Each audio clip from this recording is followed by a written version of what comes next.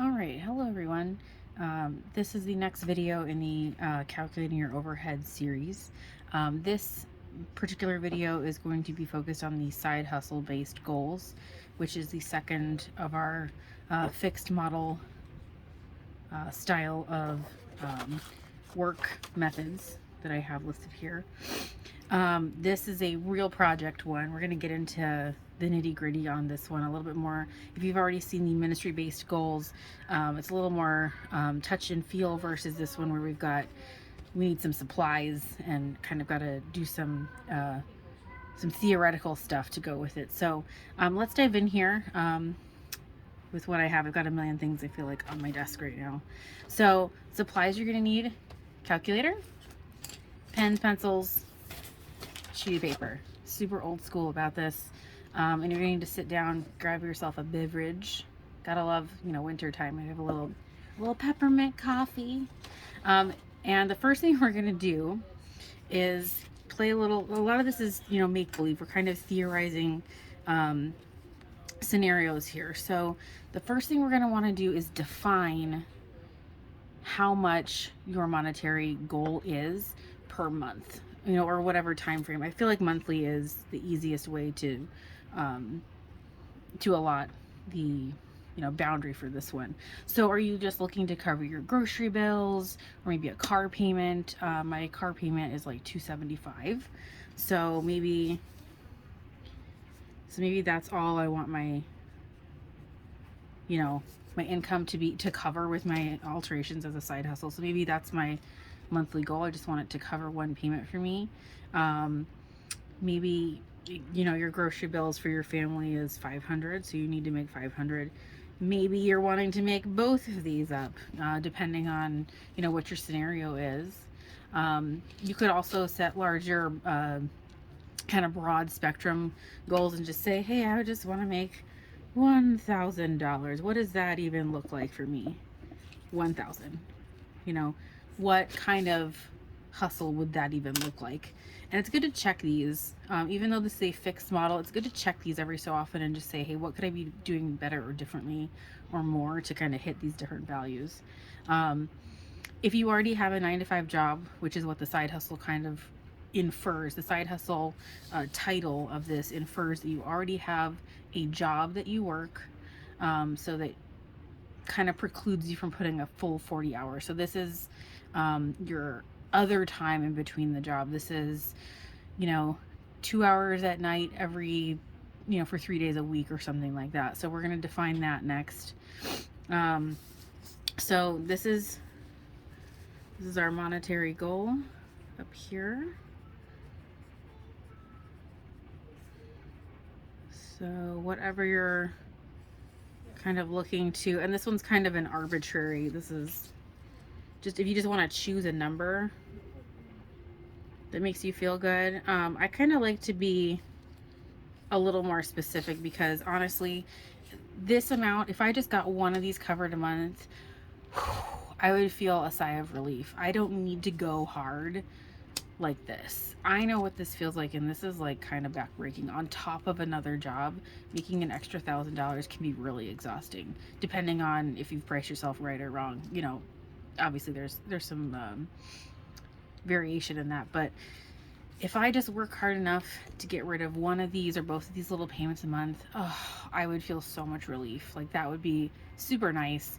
God forbid I put some money in savings. You know what I mean? So now that we've kind of got those figured out, this one is a little bit easier. This model is a little bit easier because you're the one setting these numbers up a little bit. So we're going to kind of work backwards from here. How much time do I have available? So I'm going to actually use my real numbers on this right now. So I currently have a brand new baby. He's so cute. I know that right now he eats every 2 hours, which is a lot. I can do, between his feedings at night, I can have 2 hours completely uninterrupted to myself every night. So let's just say I want to do that 3 days a week, because also, I need to sleep sometimes. So let's just say I want to do this kind of version for myself. This is for my life for right now. You could also have, let's say you have every evening from, 3 till 8 when you're, before you have to cook dinner for your family or whatever your goal is. Maybe you have 5 hours a week. And yeah, that doesn't sound like it's a lot, but it all adds up to something in the end. So let's just see what's doable with these things. So let's see here. Now we're going to figure this out per month. So 5 hours a week, and you've got 4 hours. So that means you have 20 hours per month. Okay, so there's that one. And then 2 hours every 3 days. So let's see here. That means 3 days, 3. You're gonna watch my math skills be terrible, even though I've had some rest today. Is that 12? Let's see here. So that means I have 6 per week times 4 equals, okay, so I maybe have 24-ish hours then. Let's see here, per month. Boy, that's how it feels right now. It feels like I have absolutely no time to sew. Okay. And there we go. So let's just start with these very limited ones. This is a very realistic setup of like, maybe this is all you have time for in your life at that moment. So we need to fit these together. So if I have 24 hours to make $500, so we'll divide that all out. So we do 500 divided by 24. That means I have to make $20 for every hour that I'm sewing. $20.83. So you could just round that up. Round that right up to $21. So easy peasy, lemon squeezy. And then let's see here.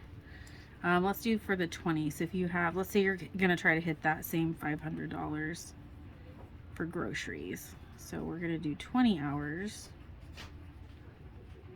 And this might not just be sewing. This might also be, this is talking to customers. This is picking up, delivering, etc. So this is, you're cramming a lot more into this time. So this is just what you need to charge per hour of dealing with anybody for any reason. 500, oops, cleared it out. 500 divided by 20. Okay, so that's going to be even more, which makes sense because there's less hours available to you. So this one, you're going to need to charge $25 an hour for. Okay, makes sense, makes sense. Okay, so we've got those figured out. Now, what does this mean for your prices? So this is what everybody's been waiting for, because obviously this is pretty calculable. This is not hard at all. This is where you're gonna actually have to take some time and sit down and either time yourself at every task that you're working on, or think, just sit down and critically think, okay, that pair of pants, a pant hem for me takes about 45 minutes.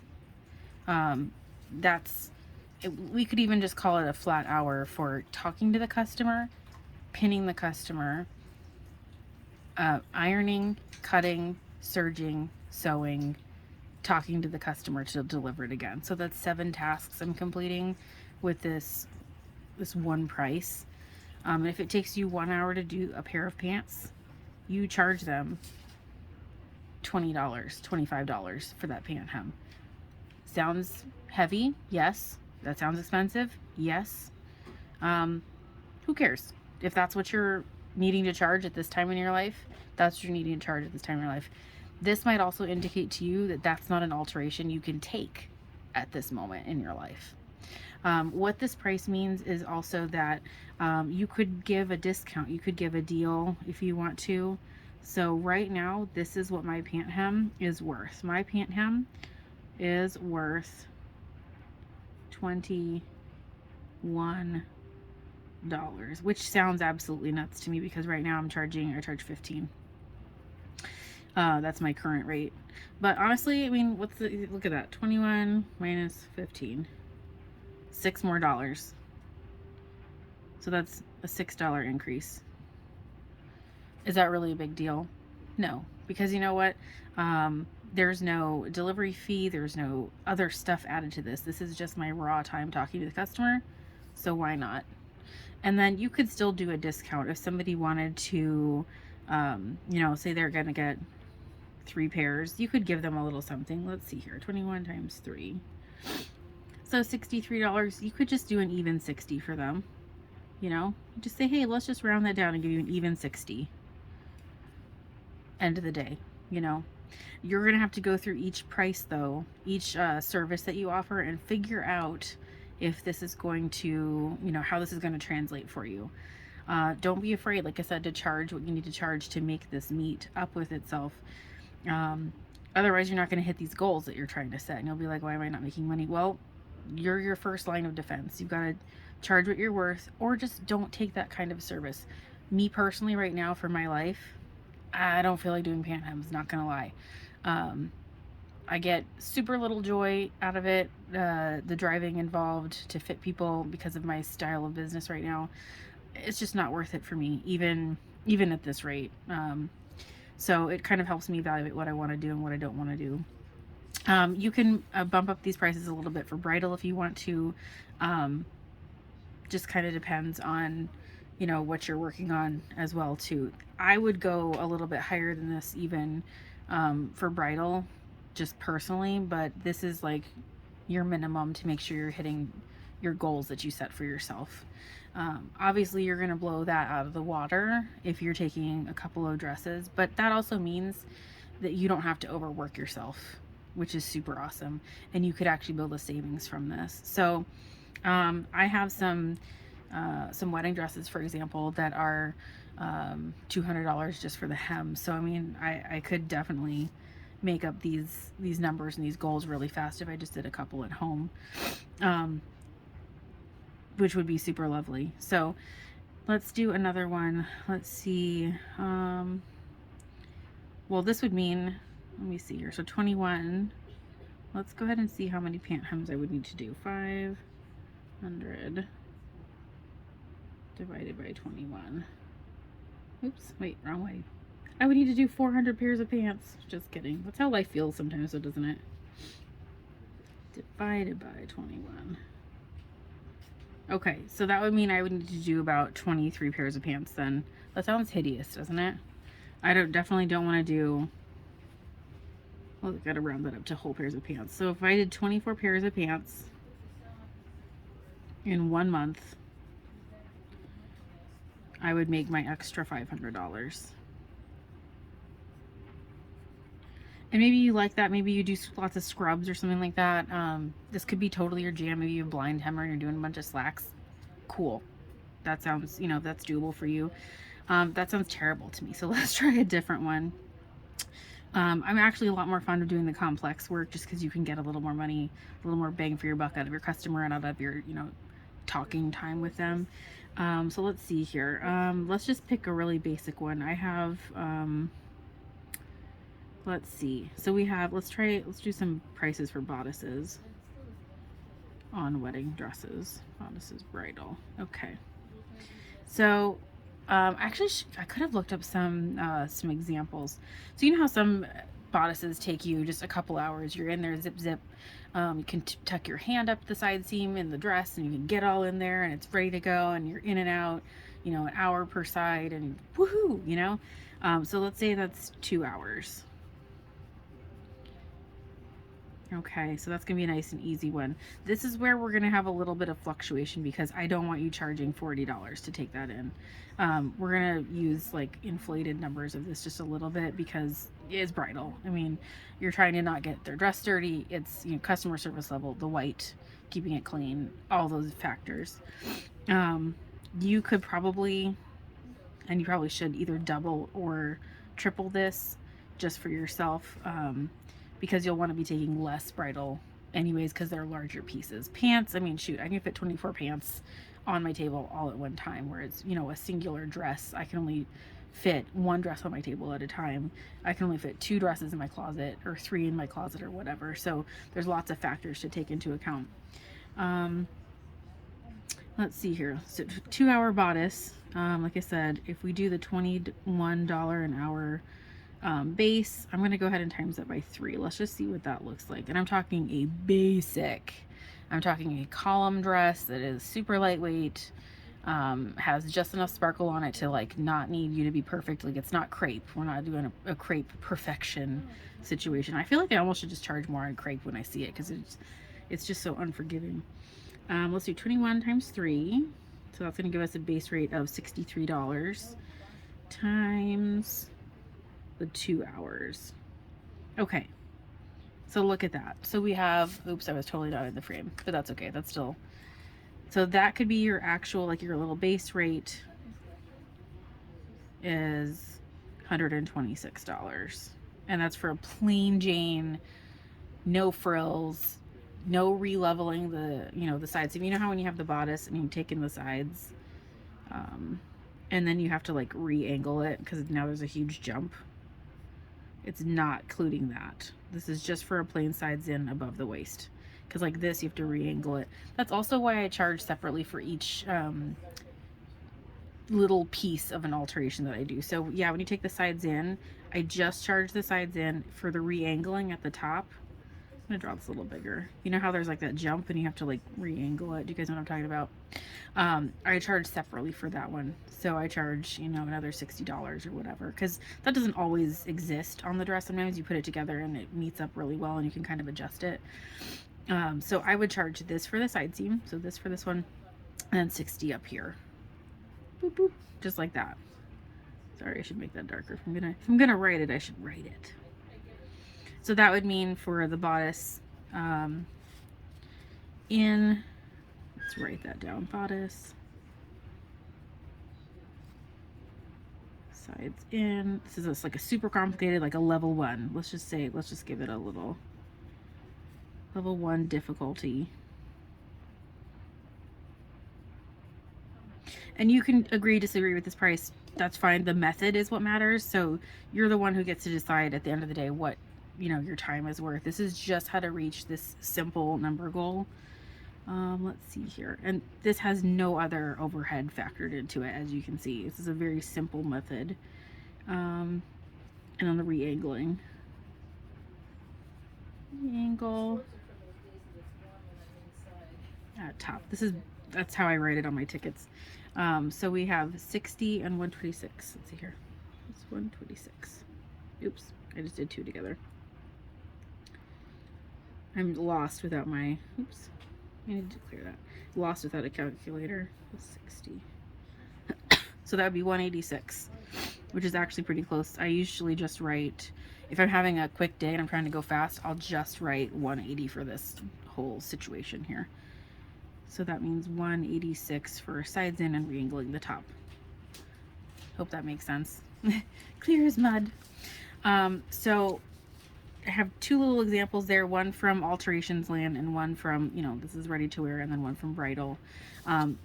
You can go through each service that you offer and kind of evaluate each one for the time. Every time you're sewing something, you should be aware of how long you're spending on that particular item. If you're not helping yourself. So keep track of what you're doing. It does take some time to write down. But again, I'm going to recommend, and I don't think I have that. Oh, I do. Keeping yourself a tracker just like this. I'm a huge fan. I'm going to beat this chart into everybody's brains come hell or high water. This is my favorite tool because it helps me know if I'm actually making money or not. Because I can actually clock in, clock out. I can write what I've done, and then I can also go back and review it later. So I get a lot of the same dresses over and over again. So I know there's certain dresses I'm like, that hem, it takes me 3 hours. 3 solid total. And then I know exactly how much to charge for that. And you can be thinking about it while you're in the fitting with somebody, so you can, you know, kind of factor from there too. If it's a hem you haven't done before and you're trying to guess. Just give it a solid college try. Say this. I mean, most hems, let's see. Okay, most hems, I've never had one that's taken 10 hours. So minimally, I know that it's going to be at least 2 hours. Most hems don't. I mean, I haven't had a wedding dress take me an hour to hem, unless it's like a partial or something ridiculous like that. So it's going to be somewhere between 2 and 10 is kind of my, my broad strokes thought there. But this way I can collect that information and I can use it for later, but I can also make sure that I've been profitable and watch my time.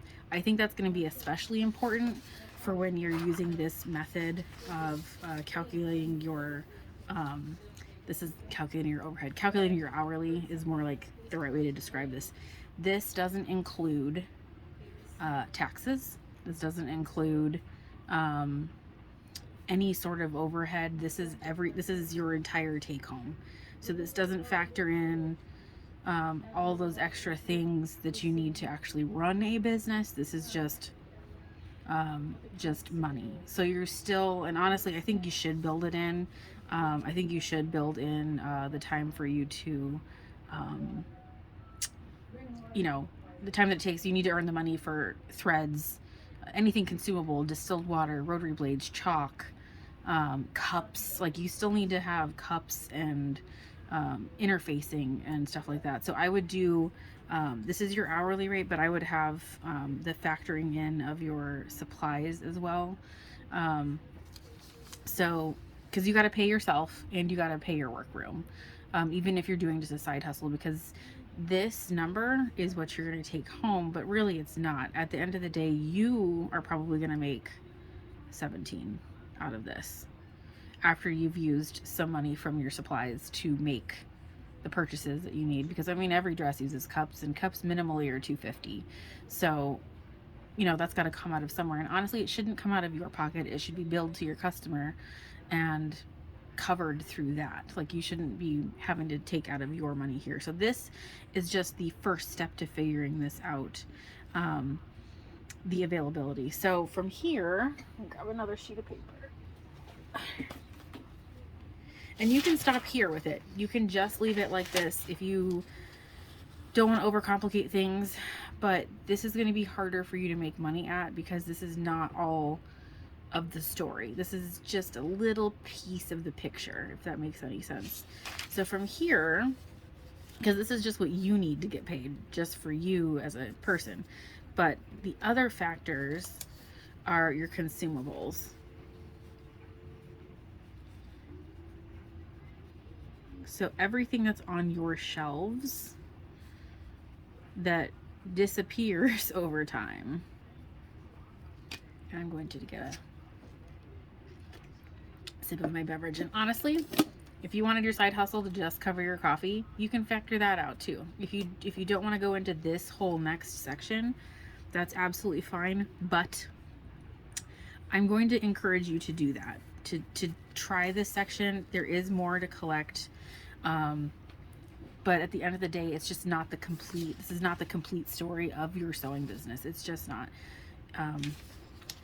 We have, let's see, I go through 1 gallon of oil every year. And right now the gallon of oil for my sewing machine is running $60 for the gallon. And this is per year. So you can write down,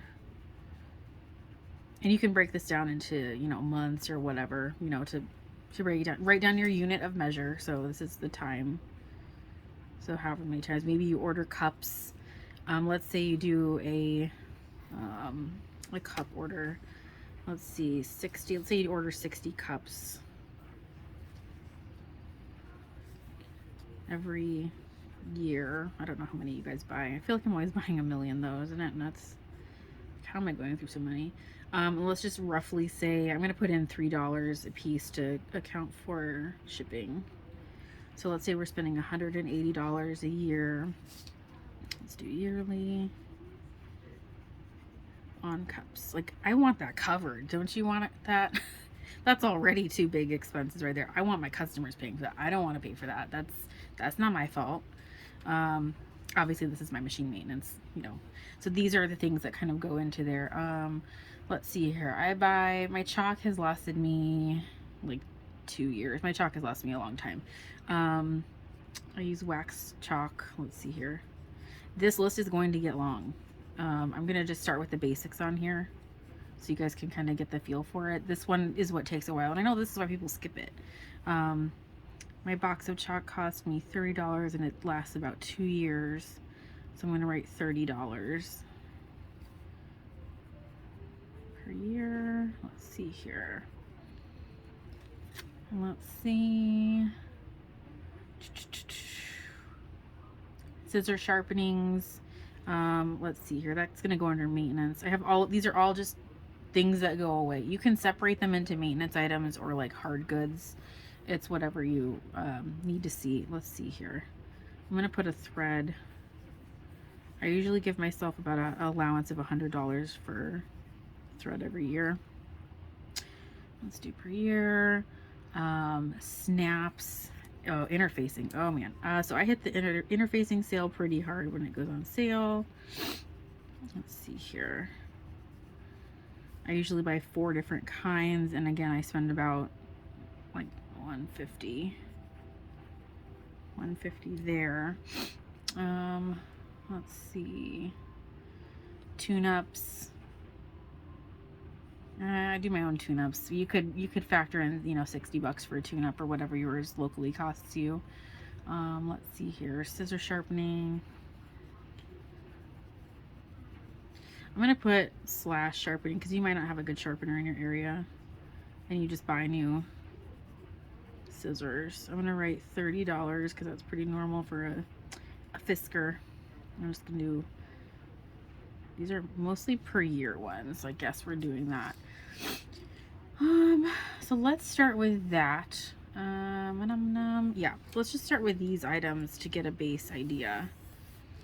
So, and yes, it doesn't feel like it's a big number because we split it out over the whole year, but this is money. You know, this is not little diddly things here. 60 plus 180 plus 30 plus 100 plus 150 plus 30. Do you want to spend 550 of your own dollars to sew for other people? No, you don't. Okay, so this is a very loose overhead, and again, this is your overhead as a side hustle. This is not, you're not paying taxes. This is very light and loose, but I still think you should go into this step just because you shouldn't have to pay for these things. I would like to repeat it, because I feel like a lot of people skip this step because, yeah, it takes you a minute, and honestly, you probably have a billion things you buy. Iron feet for your ironing board covers need refreshed at least once a year. Gosh, there's so many stuff. Like, you need light bulbs for your hot lamp. Those are like $40. That's not cheap. All those things need to be accounted for somewhere. So this is the hard part of the math. You can watch me fumble it here.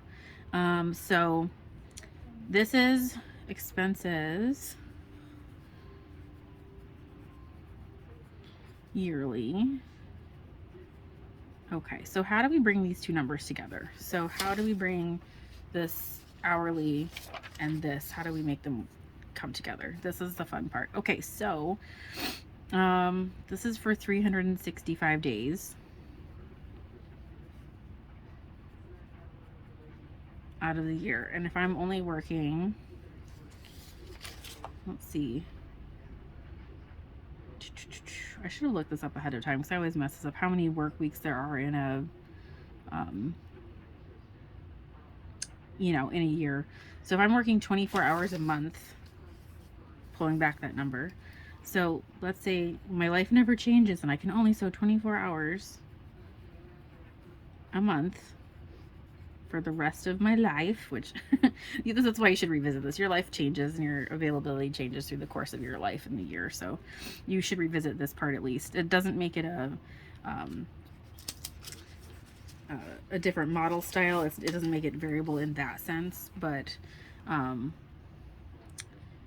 revisiting these every year will help you stay fresh and like up to date, because you might stop offering a certain service that you don't need to buy bra cups anymore for, so that's an expense you can get rid of. Okay, so 24 hours a month times 12 months. Okay, So that means I'm going to be able to work 288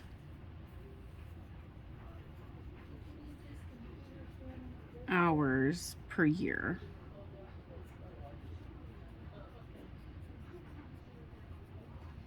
Okay, so that means I'm going to have to cover that in that time also. So I need to work 288 hours just regularly to give me what I want to save my money as, but I also need to charge enough to cover these fees. So I'm going to take those fees divided by the 288 hours that I'm working and add $1.90. Okay, see how small that is? That's almost $2 more though to add on to everything. If you don't, you will be paying that for your customer. And I don't care if they're your best friend, your mom, your sister, you still need to charge that in order to not have that come out of your pocket. Because otherwise, look at that. Those numbers are so similar. At the end of the year, you will be losing a month of what you were hoping to gain by not charging that extra little bit. So this means your $21 an hour, or even your 25. You could use this for either. Obviously, this is more or less hours. Now needs to have $2 more added to it to cover the actual overhead. So isn't that wild? Okay. Bloop, bloop. Plus $2. So that way you can have these things slowly covered through the course of the year by this hourly rate. And yes, it's not much. This $2 is like super small, but also remember I didn't factor everything in. This is just for these items, and those items is a pretty penny still. So it's worth taking the time to go through and like I said, give yourself some categories, kind of go through it a little bit at a time. You're going to want to go through notions, so thread, snaps, you know, stuff like that. I call consumables, this is all consumable items, but you have regular supplies that you use multiple times. They're not consumable. Obviously, you know, your scissors, you use them multiple times because they don't disappear after you use them for just a little bit. Distilled water, bigger pieces of anything you want covered, you need to have on this sheet of paper, essentially. This is really the key to the different models as far as interfacing goes. However much information you put on this sheet of paper is only going to make your picture more clear. It's pixels. If you have a lot of pixels, the picture is more clear. If you have very few pixels, it's all tiny and you can't really see it very well. So however accurate you want to be, this is what you need to make it happen. You need at least this much information. 2 sheets of paper is minimally what you need. Go through your stuff, see what you've already spent, what you will, project you're going to be spending if you don't know. Save your receipts through the year. If you really have no idea what you spent on things, look through your spending history. I'm sure you have emails from fabric.com or wherever you like to order from to give you an idea of what you spent through the year. Because obviously, I know I spent way more than that on supplies, but I also make more than this anyway, so it's fine. I know that I'm covering my things. But so let's see here. Does $22 or $27 an hour, does that sound worth it to like work on those projects? That's pretty cute. That's a pretty cute number. I'm not gonna lie. Most jobs nowadays you can't just hop in and be making $27 an hour, so that's pretty lovely. Pluses, minuses, drawbacks to this are since you're running as a side hustle, cash is going to be important for you. Talk to your accountant still. There might be a way to like track or log these things as far as everything goes. If you take any portion of this on trackable income, credit card or something like that, if you take any, PayPal or anything, like you'll have to pay some portion of tax on it. So consider charging that to your customer, or it's going to come out of your portion either way. It's always a good idea to withhold some portion of this in case you do need to report it to, if that's your choice. This is kind of an ethical gray area that I don't want to get into as far as all that goes, but it's just so you know how this is done. You can make that decision on your own later with, you know, how you want to file stuff or whatever. Everybody makes their own decisions. But just so you make sure you cover your booty, because at the end of the year, you don't want to be like, oh, I've been running completely under the table, and then somebody pays you a big check for a wedding dress, and you're like, oh, do I need to report that? Now, you have to check with your specific state, because in my state, services are not taxed, so it's not really like a big deal. I do still have to file my quarterlies, even if they're zero. But you know, those are things again to talk to your accountant about specifically. But I do recommend keeping track of all this stuff anyways, because at some point in your life, you might end up moving to one of these other models of work that will require of you to actually be generating volume and taking in more money, and you'll want to have that information available to you. So I recommend keeping track of all of your stuff regardless, because you might grow your side hustle into something with more of a workspace based goal, or something with, you know, a real growth goal. So you'll want to have all of your information ready for when you do that. It shows, you know, that you started somewhere and that you're growing, and I feel like that's always really encouraging when you're working on, you know, any sort of business building. Whew, I hope I got everything out on there. So 2 sheets of paper for your side hustle business. Give yourself some time to go through it. I'm curious how long this has even been, because I'm not sure, and this was just like a guess. So like, this is just a very light overview of everything, because I know you know, needles, I mean, shoot, there's a ton of things that we don't think about every day that we use for sewing that we just flush through. This is really where I think a lot of people who do a side hustle focused business lose, is they don't factor this stuff into the mix. You have to factor this in, or you're going to be losing a little slice of pie every time. So eat all your pie, get all of your pie, take all your pieces. All right, well, that's going to be it for this one. Let me know if you guys have any questions or comments to go with this portion. This is the side hustle based goals, overhead, figuring out your hourly for this business model. Thanks so much, guys.